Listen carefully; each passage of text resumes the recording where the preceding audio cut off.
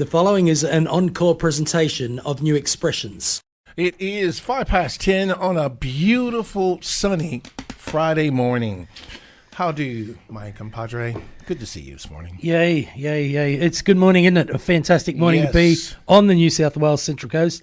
A great, enormous target from heaven where literally blessing poured out all over our region. I got to tell you, it's the Amen. most, it has to be the Amen. most favoured spot on the planet. And we're enjoying a fantastic day here. Yes, It is we new are. expressions, so we are going to brag solidly on King Jesus for the best part of an hour. Wow. And cheer on his kingdom and hear some great kingdom story. As per usual, we have a superstar kingdom guest in the Yes. studio. Yes. Pastors and leaders from all over this region. This time it happens to be Pastor Steve Deal from Bloomco Church. Welcome to the studio. Hello, guys. Thanks for having me. Hang on, wait a minute. Yeah, man. I recognize that accent. Hang on. Hang on, wait a minute. Is it Flag Day in here? Wait a minute, hang on. If I'm not mistaken, that's a Texan outside. No, just kidding.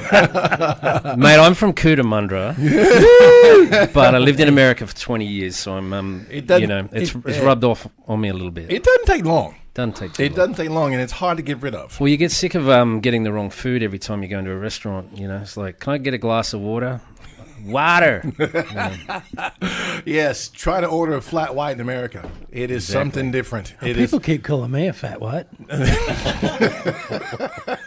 Don't think you can order that in a restaurant in America. Cootamundra maybe, but not America. But it is something to order, just a plain flat white in the States. Oh, yeah. It's a mouthful. So, you know. Sure is. I've never ever figured out the milk. I just cannot figure out the milk. You know, the percentage thing and whatever. I don't know what means what, and I've never been able to work it out. Probably not going to work it out here and there because we've got much better things to talk about. Yes. So, Pastor Steve, you've as you said, been kicking around in the US for 20 years or a recent stint there, and you're back in the country as of the beginning of the year. Yeah, Last just year? over a year End of ago. a year- yeah, right. April last year. There you go. And had in your heart to start a new work on the Central Coast. Yeah. So I lived in Atlanta for 10 years. I lived in Asheville, North Carolina for 4 years. And this last stint was... Nice spot, Asheville. Sure is. That's a beautiful place. It is. Not Nashville, Asheville. Oh, Asheville. okay, It's a- 'cause I heard yeah, with the yeah, N. Asheville. Because That I is- always say I live in Asheville, but the N kind of carries Yes, over. yeah. Well, a lot of people don't know that it exists. and Exactly, Because Nashville overshadows it. But Asheville is a lovely place. A lot of people go there to propose and to get married and to have their wedding. It's a beautiful spot. Stunning. It's beautiful. Yeah, and then the last, 4 out of the last 5 years we've lived in LA. Well, I say LA, but it was Riverside. It was the Penrith of LA. Yeah, So yeah. it was. We were just it was at out Riverside having a coffee earlier. Did you feel at home? No. No. Different place. Yeah. Different place. Yeah. Yes. Not Yeah. Riverside Park in West Gosford, but Riverside, LA. Yeah. And then so my wife, Beck, and I, we were running the worship team at a big church there called Sandals. It's like a 14 campus, big church. Yeah. And Sorry, and you need to qualify big because we don't have any big churches in Australia. yeah, 30,000 members. So It's yeah. it's a different ball game, really. In the US, is a different ball game Yeah. when it And- comes to mega church. Yeah, super awesome church. We absolutely loved it there, but we felt like the Lord was leading us home. Not to Cootamundra, but my wife's from the Central Coast, so she won. And we're planting a church called Bloomco, which is just short for Bloom Community Church, and that's in Ettalong Beach. And we had jet lag when we got back, and we were up at 3 or 4 every morning, and we'd go to Terrigal, and we'd spend a lot of time walking up and down the beach at Terrigal. And we're like, yeah, God wants us to plant a church here in Terrigal. This is great. And then, my brother-in-law pastors Greenhouse Church up in Long Jetty, Yeah. Benj, and he was like, mate, you should go and check out Ettalong. So we went to Ettalong, and we're like, yeah, nah. And then the next day we felt like the Holy Spirit said, go back to Ettalong. And we're like, yeah, no.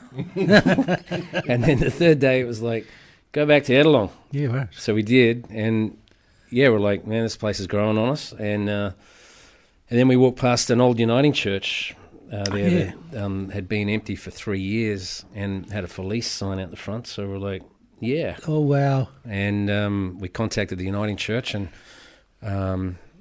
they would much rather have a church in there than a gym or whoever else. For sure. And so they've been really beautiful to us, and they've leased us the building, and we've been renovating it. And we've had a couple of preview services so far. We're having another one this Sunday, and we open on September 15. So, yeah. How about that? That's an awesome story, and very cool to hear the promptings of the Spirit that, of him talking with you. A very good friend of mine is the Reverend Dr. Tanya Harris. Tanya Harris is of God Conversations, which we play here at Rima, and she has done a PhD in hearing God's voice. Wow. Isn't that intriguing? And, one of the questions that she often frames is, how do you know it's God? Because we have these ideas and we have imaginations and we also have other voices that compete or whatever. And you're just like in this context here. And as you're telling the story, is like Holy Spirit's just saying, go back to Ettalong. It's like, no, the wisdom convention. Yeah, well, we thought, Yeah. we were pretty convinced that it was terrible. Sure. But then God comes in and, Yeah. And Ettalong is just absolutely stunning, Yes. We love it it's there. a beautiful, beautiful place. We're a bit upset God's called us there, but, And so renovations in a Uniting Church building, because Pastor Ben, who's a good friend of our program as well, has done a bit of renovating in the greenhouse space, what's now known as the Clam, affectionately, was, a very, very interesting building to start with, what he inherited. Yeah. But as per Benji, he makes that cool, and so it does look cool. And friends of mine are in a Uniting Church building. I beg your pardon, it's a Presbyterian building in the inner city in Sydney, in a Jubilee Church in Waverley. Yeah. And they have done something utterly spectacular with an ancient church building. Like they've really done something there. And so you guys are putting in some time to make that flavour of Bloomco. Is that what you do? Or? Yeah, we are. It's really interesting. We went to a decommissioning service Right. at the church. Yep. So the Uniting Church, they leased it to us, and then they wanted to decommission the building. They amalgamated with Yamina Uniting Church, and man, the worship. Like I've grown up in Pentecostal churches, so I've kind of missed out on a lot of the rich heritage of hymns. Yeah. And I didn't know any of the songs they were singing, but man, they were worshiping like there was no tomorrow. And it was 100%. absolutely beautiful. Yeah. And loud. And they had a candle lit that represented their church, and they got another candle and they lit it and they presented it to me, and then they snuffed out their candle. Yeah, wow. And it was just a beautiful, beautiful ceremony just to say, hey, we're done. We've been here for 93 years. Wow. And we just feel so blessed because we feel like we're standing on the shoulders of giants. You know, that worship has been rising up in that building for 93 years. There's been so many memories made in that building. 100%. Lives laid down, sacrifices made, money given. Yes. Weddings, baptisms, you name it. And so it's just got such a rich, beautiful history in that church. And, we hope to carry that on. And beautiful. just make... That feeling of you walking through those doors for the first time, you would have felt that richness. Yeah. All the prayers baked into the walls and saturated in nothing but worship and glory. You would have felt that. Yeah, we felt it for sure. And it was beautiful. Yes, yes. And I love that it wasn't your familiar tradition, to be in, as in the stream that you were, that building isn't the familiar space for you in terms of your expression stream of more familiar Pentecostalism. Yeah, that's right. And with a lot of Pentecostal, I mean, I've been upstairs above an Oporto's, in a church building. I've been in a few kind of blacked out warehouses with no windows or no natural light. Yep. And walking into this building, it's just it's beautiful. Yeah, yeah. We love it, and you know, we had to we pulled out.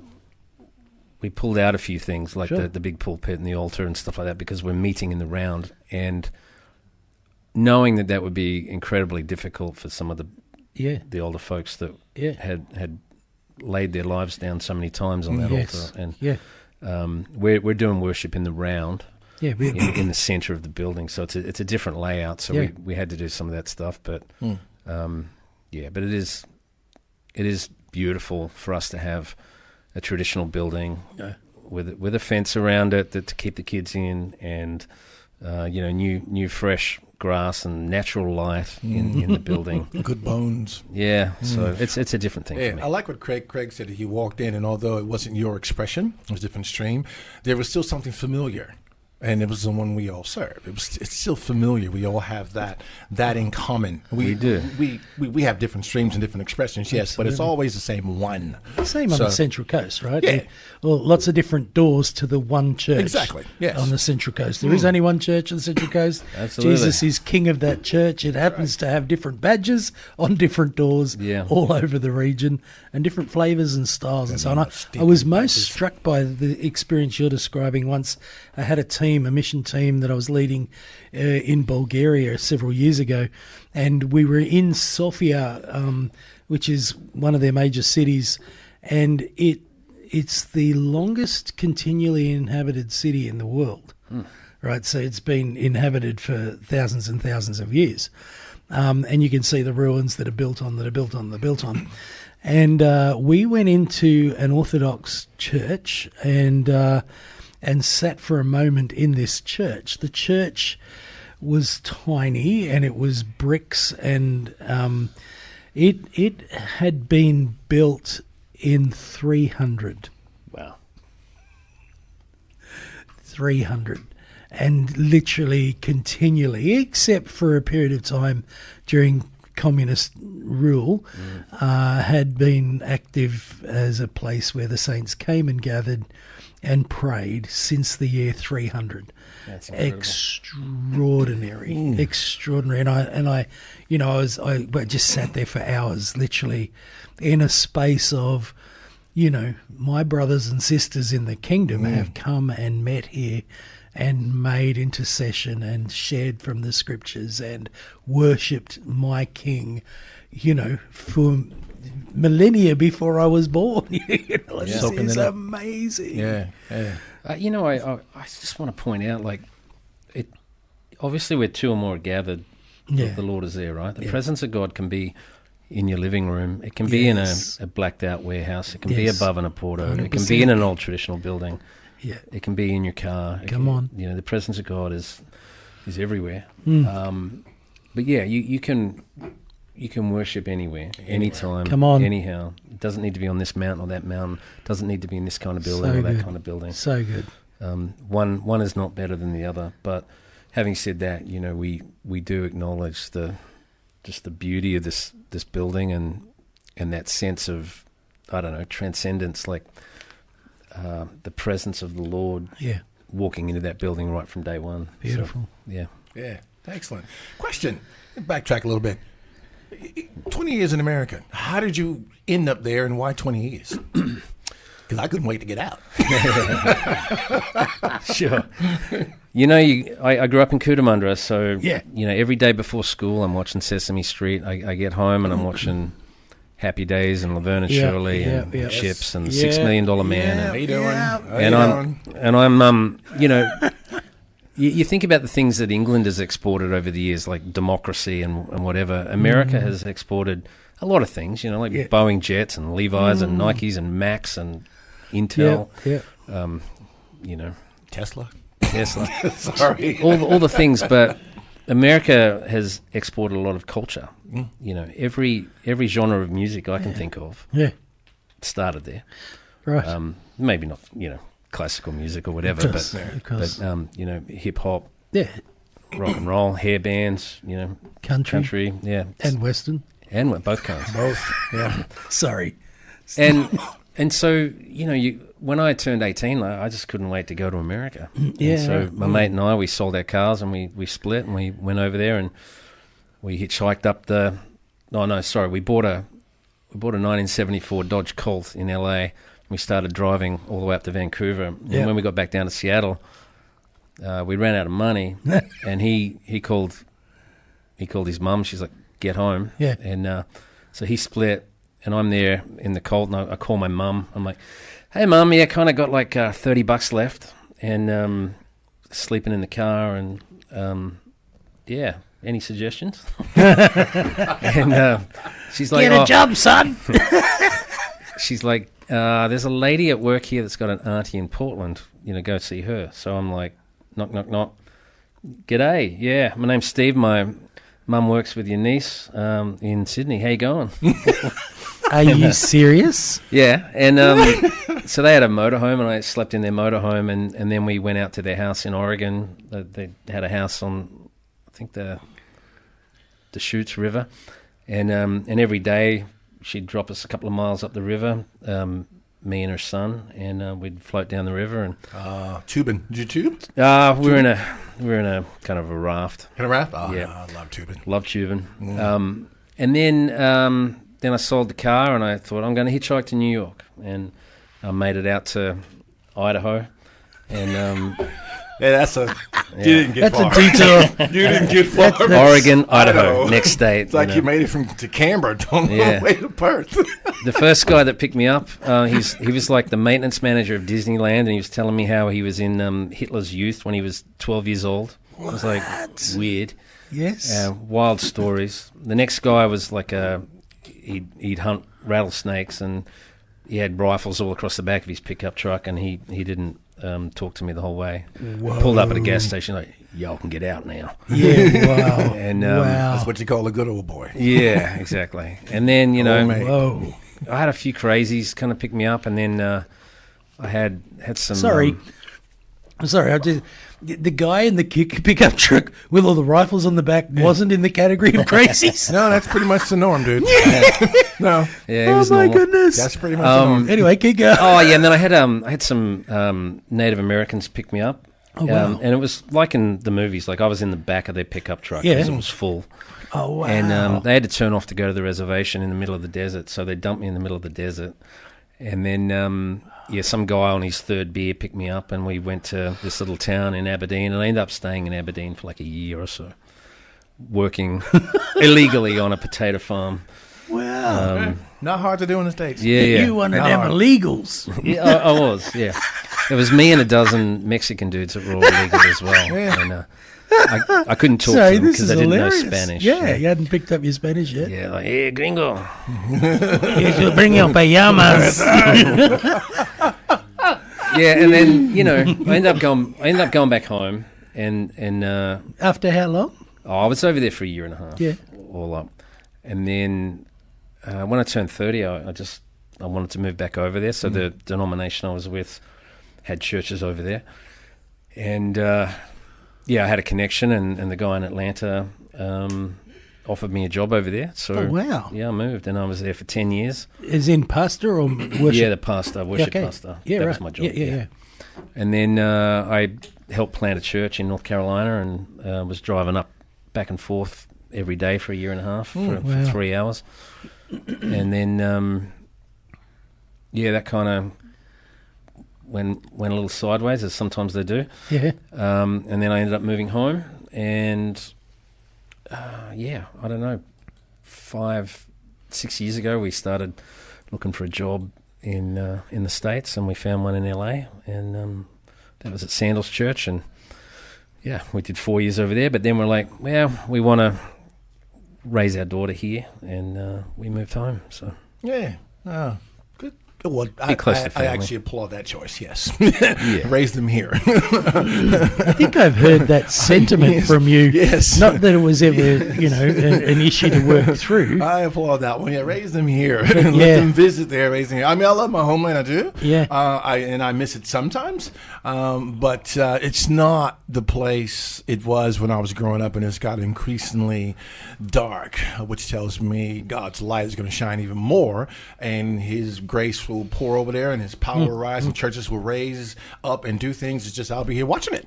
So, amen. Yes. Applaud. Yeah, I love it over there. I mean, I'm a citizen, a dual citizen, and okay. I have a big heart for the States. Absolutely in love with it, but it definitely has gotten a little crazier over the last 20 years that I've been watching. Yeah. But Often, still love it. I often said if I moved back, the only place I could live would be the Bay Area. Like I only live in San Fran, but even then, that's starting to get a little crazy. I mean, with the rules and regulations regarding the homeless, where they can live and what they can do, it's just gotten out of hand. I just build them someplace. Just don't tell them you can live on the street and do what you want. That's not a. Yeah, that's there's a not lot a of fix. we had a little weekend away in San Fran, and we were downtown, and we're like, yeah, it's not great, and big difference to what it was like when I was there in 1988 when I was a kid. Yes. Yeah. 1988. How you doing? I was just about to leave there in '88. There you go. So let's cut to a song and let's see if we can find our place in this world. Yeah, we're all in here singing that last line, just like everybody else out there. Yeah. We know. Keep forgetting country, Michael W. Smith. This place in this world. Beautiful remake. Yeah. Oh, Back in the day. So listen, you were all things American when you were a kid. Pastor Steve Bloom we're talking to from Steve Bloom. Bloomco. There you go. What else would you name your church Bloomco? Because we got renamed. That's right. Pastor Steve Deal. Sorry about that, mate. We just got caught up with Michael W. Smith. Like he was all things American when we were growing up as kids, and Everywhere. and then who was Amy Grant and Petra. Yes. And it goes on and on. But you're in Striper. Remember that? Yeah. And see, There's a new Striper thing. there is too. I haven't heard. Did you? Well, I've I only heard a it. few tracks yet, but I I know. thought, it oh my is. goodness, have you heard it? No, Who was it? Who is it? It's a band. Like, is it for King and Country? I did see that. Some band, Yeah. and they drop Striper's lyrics and I think one or two of the guys in it, like what they've done with Michael W. Smith. Not sure. Seriously, Not I sure. heard it just the other day. It was Not nuts. sure. Going back there with my squash racket and thrashing out the riffs and air guitar. And Yes, all, he had you know. strings. Yes. I will say one thing about California. You can go from one end to the other, and there's always a Christian radio station somewhere. In my neighborhood, I had 3 to pick from, so they're everywhere, and that's a great thing. And I'd love to see more of that here across this nation. I really would. I mean, Very Sydney true. deserves 100. All the cap cities deserve 100% Christian radio. The songs, the change of life, the atmosphere, it just does something. So I just wanted to shout Christian radio out. Amen. Not necessarily us. All of us. Living in the South, mate, it was pretty funny because when we were planting this church in Asheville, we'd be driving home on a Friday night at 2 a.m, and you'd scroll through some of the Christian radio stations, in South Carolina or wherever, and there's some pretty funny ones there. There are. It was like. I funny remember. ones? Well, I remember like driving home one night, and I'm hearing a preacher, and he's like, "Well, when Absalom got his hair caught in the tree there, that's where God hung his first hippie, because you can't have long hair. If you got long hair, you got sin in your heart, brother. And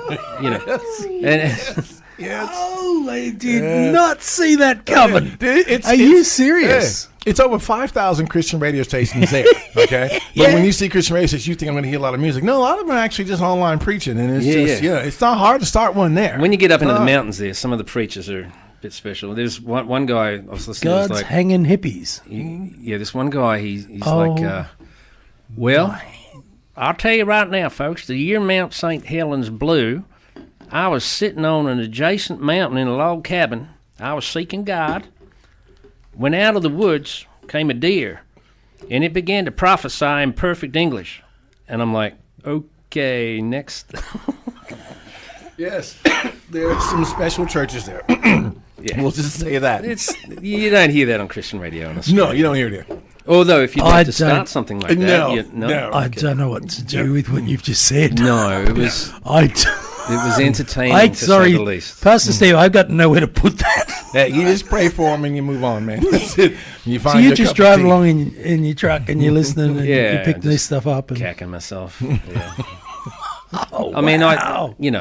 it's not all like that, obviously. No, That's no, a of very, course. very, very small segment. Some great stations, some great networks over there. Northwestern, beautiful. K-Love, great networks over there. Yeah, covered one end of the state to the other with just beautiful music. So, but hey, we've got our own little station here in this part of the coast, and we're trying to bloom as well. Come on, baby. We're trying to bloom as well. So, we'll get there. Thank you for the next level, Father. I'm looking forward to the next one too. So, Here we go, because we got the Sunday morning broadcast stuff happening. yep. We got a launch date coming up in September. Oh yeah, September? Maybe we could talk. When are about you that. launching? Yes. September 15. We are we're meeting every other week at the moment. Yeah, great. This weekend and then 2 weeks after that. But Yeah. mid-August we're going weekly. We're just trying to iron out the bugs, Yeah. And then September 15 is the grand opening. Yeah, I'm coming to play. I'm going to get myself a ticket all the way to Ettalong. He's bringing his squash racket. I might have to bring my air guitar squash racket, and I might bring my security and driver as well. Yeah. Actually, Davo, I might be booking you to. If the bride's not available, then you get the gig to drive me down to Pastor Steve's church when they launch. What is it? A morning, mid-morning, lunch, night? What are you going to launch? It's 9:30 a.m. for a 9:45 start. There you go. Yeah. Set your clock. Put it in the Okay. diary. I have to put you in touch with my boss, and we can figure out what we can do there. Maybe Yeah, rock come up, on. show up, see what's happening. Yeah, nice. Be nice to broadcast something like that. Opening. I don't think we've ever done anything like that. Broadcast and opening of a church. I don't think we've ever done it. No, that's what I'm thinking. That'd be a first. It's time to rock and roll with Waiting that. for Rick to send me so slow down, son. Why are you always sticking me in it? Because you're the boss. Awesome. So, There you go. yeah, it seems like. Sorry, I've got a few questions. I want to piece a few things together. So, you obviously have a gifting in music, Yeah, right? And singing and playing and that's what my mum says. yeah, okay. She doesn't seem to be your only fan because you don't get to be number one in the country and not actually have a couple of other people other than mum and dad and an uncle or someone. So 2015, I decided to release a country record just for fun. Like North Carolina rubbed off on me a little bit, and I I grew like up. how you say that, just for fun. I mean, like, I got nothing else to thought do. I'd be an astronaut, go to the moon just for fun. Yeah. I like how you say that. Okay, all right. Yeah. Well, I grew up listening to Cold Chisel and all the Okay. 80s Yeah. pub rock Yeah. bands, and but there was none of that in North Carolina, so it was just country music. So it started rubbing off on me, Right. and yeah. So before I moved home, that first time I started writing some country songs, Yeah. and when I got back here, I got a job driving a bus for a couple of years. I've been in ministry for a long time, Yeah. working, but Yeah. yeah, moved home, just driving a bus, and yeah, just wanted to put out a country record, so I did, and went number one, so that was pretty I funny. know. This is Yeah, I know. And you might have missed the last comment there, which was pretty funny. That's what makes the whole thing art. Sorry. I mean, who does that? Now, there are artists out there listening like, I've been slugging at this for so, and Yes. he just does it Yes. goes wrong. What am I doing wrong? Yeah. Yeah. Go drive a bus for a while. It was a fluke. But yeah, I mean, I did that, and it was surreal. Like Yeah. they wrote an article about it in the Telegraph, and Alan Jones did a segment, and Triple M, and I went on the the Today Show with Carl and Lisa. You played on radio too, didn't you? Like you put your band in the studio. Yeah. Where was that? Oh, I did that in Atlanta. Okay. yeah. But yeah, that was worship stuff. Yeah, right. But It's worship stuff. Yeah, this is funny, eh? the country stuff was just Yeah. Just to get it out of your It's just system. funny. Yeah, it really was. Everyone's like, mate, you need to do a follow-up because you got all this Yeah. promo and everything. I'm like, I'm done. yeah, no. I'm done. I might do another one 10 years later, but Yeah. I only want to write the songs if I've got something to say and Yeah. if I feel like it. Yeah. Worship is my main thing. Sure. I don't care about doing country music. I remember driving home from my last gig. He's crushing artists all over the country. Well, if saying that in Nashville, we'll get you banned. Beat up in bands. My keyboard player and I were driving home from this country gig we did in a little town out past Goulburn somewhere, and we pull up and there's like 50 Harleys parked out front, and we start setting up and the guys are like yelling at us and like, come on, we've been so and so sitting here for sitting here for hours. They're all drunk, and it was like, hurry up, and we won them over, and it was great. We were expecting to get bottles thrown at us, but it was fun. Oh, wow. And I'm still friends with a bunch of them on Facebook, but had a great gig, and we're driving home at 3 a.m. down the freeway, and we're dodging kangaroos, and it's like fog, and I leaned tricky. over to That's tricky. I said to my piano player, mate, this reminds me of driving home from Asheville back to Atlanta every week, except there's no purpose in this. Yeah, right. Right. And so the worship thing is where my heart is, and the country thing was just for fun, and occasionally I've been writing some country songs, but I might put out another one of these days. Let's see. Yes, it's like I might go to lunch one day. I mean, it's just casual. Yeah. Okay, all I'm right. thinking of going to the Olympics as well. Yeah. I might do that. Okay. So obviously the Aussie market just snaps up the country stuff that you were putting out there. Yeah, well, yeah. I mean, it was funny because I was a bus driver. You can kind of play with the iTunes back when people used to buy music. Yeah. Remember that? So in the olden days? Used to cost money. It used to be a product, not a service. Yeah, wow. And so back then, if you got everybody you knew to buy your album, on Tuesday night on iTunes at between 6 and 9 o'clock, absolutely. they're in real time, so they can bump up. It's still the same now. Yeah. Still the same now. Yeah. So I was number 1, Keith Urban was number 2, and Taylor Swift was number 3 for Boom! for a day or two. And then, my drummer who, he's great at he's a promo guy. He just comes out of him naturally. He's telling me one day, he goes, mate, I played drums at, what's the big place in Tamworth. New York? No. Madison Square Garden. Madison Square Garden. Yeah. So I could play drums at Madison Square Garden. I'm like, oh, wow, who with? And he goes, the Wiggles. There you Okay. go. And they just happen to be It wasn't- bigger. It wasn't than all of- Journey or anyone else. But, That's my favorite band, actually. Yeah, by the come way. on. Journey. Hot That's my potato. favorite band, by the way. oh, Thank you. I thought Yes. you were saying the Wiggles. No, So do I. Journey. No. Anyway, he's like, okay, I got a story. Sydney bus driver beats out Keith Urban and Taylor Swift for the number 1 position. Yeah. He pitches that to everybody. Yeah. And then the album actually went to number 1 again after that. Yeah. Nowadays, you sell even a single, 50 of them, boom, number 1. Yeah, but like, doesn't take much. I had the Voice Yeah. contact me, like, we want you to come on the show. Yeah. And I'm like, have you heard my voice? Like, I'm not a singer. Like, Yeah, right. I'm not comparing myself to Bob Sure. Dylan, but like if Bob Dylan went on The Voice, he wouldn't get past the Right. audition. Okay. I just do what I do. Don't think Yes. you can understand it, man. Yeah. And so I'm like, no, there's no way I want to do that. Yeah. And my mate, who's a phenomenal singer, Yeah. he's like, mate, I'll apply, and then maybe they'll put us in one of those sing-offs together on the show. I'm like, dude, you're the last person I want to Yeah, that's right. You're gonna embarrass slaughter me. myself on public television with. So yeah, that was a weird little season of all the promo stuff. Like I could understand how artists get on these massive highs and then plummet Sure. and go into depression and turn to, alcohol or drugs or some sort of addiction.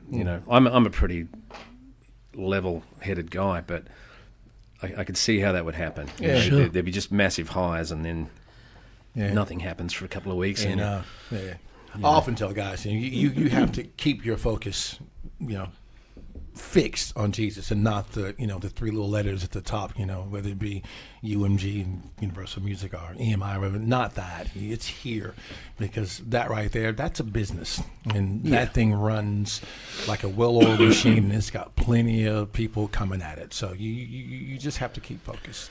Yeah. Exactly. Yeah. Keep So focused. I didn't take it too seriously the whole time. It seems as though no, certainly we weren't didn't giving get up that your impression at all. didn't give up his day job No, of bus no. driving, obviously. So I didn't. But nothing glory goes to to God. waste. I mean, church, so, you can promote the church.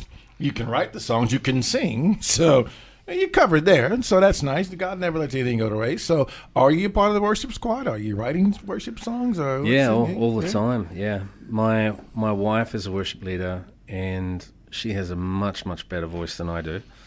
And I love it when she leads me in worship. But we're in the round. We're just sitting on stools. Yeah. And well, I am anyway. She's not, but she got more energy than I do. That's it. But yeah, we're in the round. We've got a small worship team at the moment, and recording music is kind of, I don't know, feels like it's in my DNA. Yeah, you know how to do that. That's I your thing. want to do it. Yeah. And so our church will be, You'll produce some stuff. We'll write and record. Yeah. Yeah. I got some questions on that. We're going to cut to a break, but I want to hear your journey in worship and how you arrive at this space of that's me. I'm the worship guy. I want to unpack that a little more after the break. Meanwhile, stay tuned to 94.9. This is on the FM dial. It is Rima Central Coast. You're listening to the New Expressions program, which we have a bomb load of fun every Friday morning. And this is no exception. Pastor Steve Deal with us from Bloomco Church, which is about to launch into the stratosphere in September. It sounds like we're moving all sorts of stuff to have Rima land on that too. So just a heads up, boss. He's messaging already. I keep checking to see if that's him. Yeah. But we're talking all things kingdom. And Pastor Steve, you were talking about something of your journey in ministry as a pastor, as a worship pastor. And obviously, we were touching on the hilarity of some of your story in the States, done a bunch of years there. And back here now for a good while, I guess. Is that right? The heart was to raise your daughter back in Oz. Yeah, I've been back for just over a year now. Yeah. Not planning to go to the US again? No, I'm all done. I felt like when we got to Ettalong, I felt like the Lord said, this is it. Yeah, right. Yeah. Yeah. This is home and you landed and make it all happen here. No more bumming around. That's it. This is it. Love it, love it, love it. And you're going to launch your expression, which you were saying you're doing some warm-ups for over these last weeks and coming weeks ahead. But you've got a date in the calendar in September. What do you? Yeah, September 15 at 9:30 a.m. And it's at the Old Uniting Church. Yeah, Ettalong Beach, 57 picnic parade. Okay.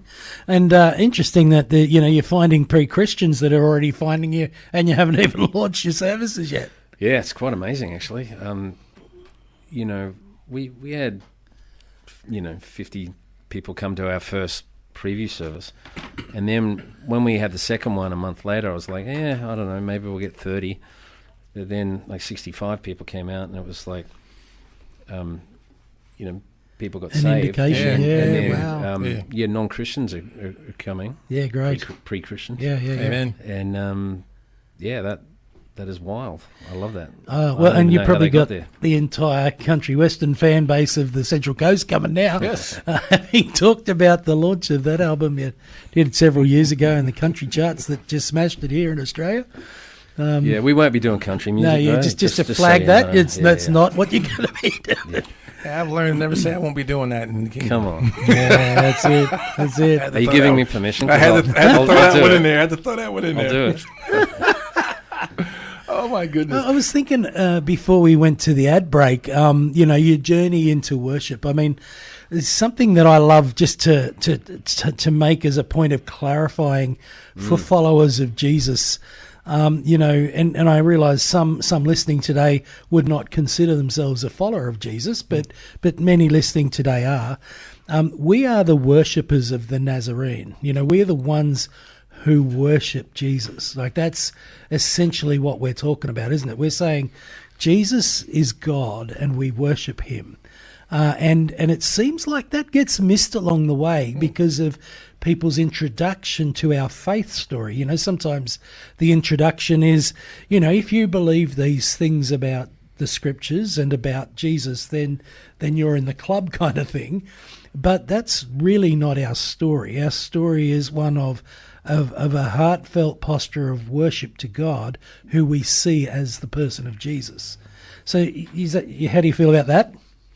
Yeah, that ticks all the boxes. So tell me then, how does your journey into the worship of Jesus, and particularly a musical journey, how does that unfold? How do you get to where you are today? And Yeah, so in Cootamundra at the Catholic school, when I was about 14, yep, I heard someone playing a drum kit in the music room. Yeah. And I walked in and I was like, whoa, this is what I want to do with the rest of my life. No way. I don't want to learn about Pythagoras' theorem or Yeah. algebra. I want to be a rock star. And I don't need numbers. exactly. Although music now is very number driven, but it's Yeah. yeah. So it's interesting. Like something happened in that room. I was Right. like, man, I want to do this for the rest of my life. Yeah. And so I learned to play the drums. And then I was like, man, I want to write songs. I can't write songs on the drums. So when I was backpacking around America at 18, I bought a bass guitar. I didn't know how to play it, but it made a noise. Yeah, right. And it was a short little thing that fit in my backpack when I was traveling. Okay. So I started writing And it songs. would have looked cool. Yeah, it looked cool. You know, yeah, yeah. of course. But yeah, I started writing songs then, and I remember getting back to Australia, and I went back to my mates in the Stock and Bingle pub. That's where we were, in this little town outside of Cootamundra. Wow. And I said, I wrote this song. Can you guys play it? And they did it, and we recorded it on a tape deck. Yes. And when I heard that back, I was like, this is the greatest thing in the world. I wrote a song and now I can listen back to it. Yeah. And so the recording thing, man, it just lit a fire in me. And so I started getting better at guitar and drums. And, and I was listening to Cold Chisel, and then I got into the hair band stage, which I'm looking around, none of us have got hair. No, not in this studio, But, except for security. Yeah. Davo. And I was listening Beautiful hair. to Def Leppard and Poison and Eddie Money and all these bands, and then I became a Christian. Yeah. I walked into the church. I grew up Catholic, so it was an organ. Yep. But then I walked into a C3 church in Adelaide. Oh, wow. And I gave my life to Jesus there, and they had a rock band, and I was like, whoa, what is going on here? This place is nuts, Yep. And There'll be trouble in here. and then I moved to Sydney, and I was at C3 Maroubra for 10 years. And, when I walked in there, the pastor, Fergus McIntyre, he just died yeah. this Passed away, yeah. Let's died this week. Let's Yeah. just honour him. What a guy. Yeah. Love Pastor Ferg. What a legacy. What a giant. Amen. Yeah, Yeah. he was the best. So Yep. I walked into the church, and he said, the Holy Spirit said, there goes your music director.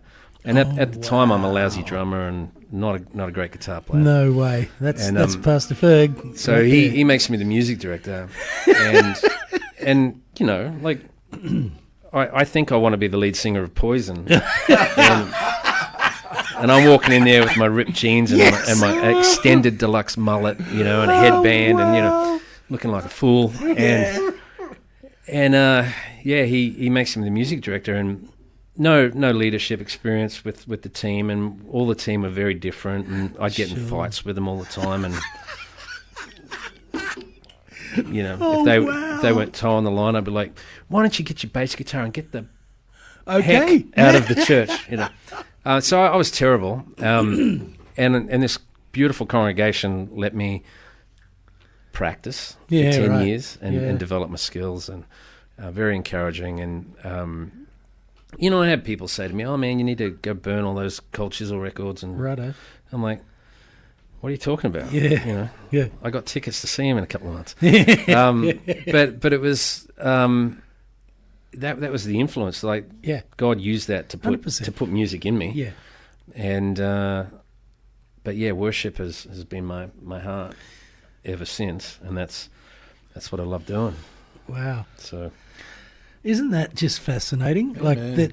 I mean, you and I landed this time together on radio months ago. Like, yeah, it was like, I don't know, way back when we first sat and had coffee, said, I want you to come on radio. Happens to be this Friday. Pastor Ferg has just passed away, and we just, honour and regard to him, and thinking, And you're in that early story of early influence of how to walk as a worshipper of Jesus. Yeah, Ferg was he was such a good pastor. When I first got saved, I didn't grow up with a dad, so Sure. he was really the first kind of fatherly figure that spoke into my life. And Yeah. I remember, after when I first got saved, I had a particularly heavy night of sin, and then that night I had a dream, and in the dream, there was an empty courtroom, and I landed in this courtroom, and Jesus walked out as the judge, and just looked at me, and I was like, "Oh, I'm not right." And then the next night was another particularly heavy night of sin, and I had another dream where I was like an apple, and God took a bite out of the apple, and there was a worm in it, and he spat it out of his mouth. And I'm like, oh, I think I'd read a scripture about that in Revelation somewhere, And then I went to Fergus the next day, which was a Sunday, and I went, mate, this is what I've done. These are the dreams I had. What do I do? And Fergus looks at me, shakes his finger and goes, "Stop doing it," and walked off. And yeah, he was a deep counsellor. Yeah, not rocket but science. so many instances like that where he straightened me up and got me on the right track. Well, and so many people have a similar testimony. We were in the prayer room on Tuesday night, and there were testimonies everywhere about his fingerprints in their lives and all over the nation and the nations. Pastor Fergus McIntyre, promoted to glory and enjoying the fullness of abundant life in Christ in these days. You've been listening to Pastor Steve Deal from Bloomco Church. Keep your ears open for that, launching very soon on the Central Coast in September. Thanks for being our guest. Thank you so much, guys. See you next week, folks. You've been listening to an Encore presentation of New Expressions, which can be heard live every Friday morning at 10 a.m. on 94.9 Rima Central Coast.